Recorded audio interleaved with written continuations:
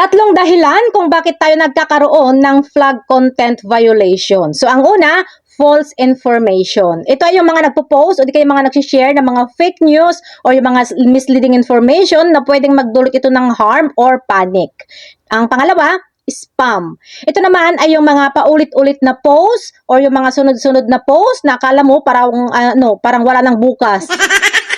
O di kaya, yung mga link na ayaw ni Meta, yung mga unwanted link. O di kaya, yung mga masyadong maraming friend request or yung mga sunod-sunod na pag-follow or yung mga sunod-sunod na pag-unfollow or yung mga sunod-sunod na pag-comment. At ang pangatlo, scam.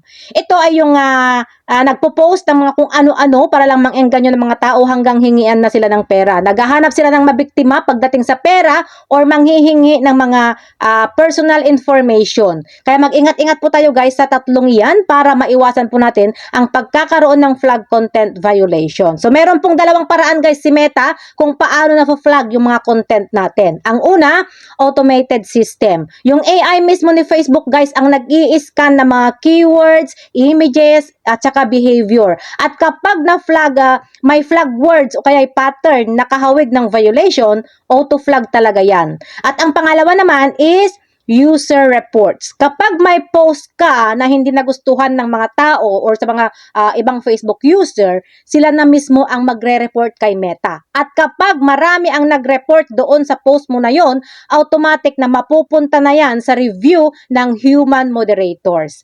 Pero kahit anong ingat natin guys, napaflag pa rin tayo dahil sa context. So for example, kahit nakikipagbiruan ka lang doon sa mga kaibigan mo or doon sa mga ibang Facebook user, hindi natin namamalayan na may mababasa na pala ng algorithm na hate speech na kahit pasabihin nating pabiro lang or nakikipagbiruan ka lang. Pero minsan naman, nagkakamali din yung system guys. Kaya kung alam nyo na nagkamali ang decision ni Facebook, pwede po kayong mag-appeal.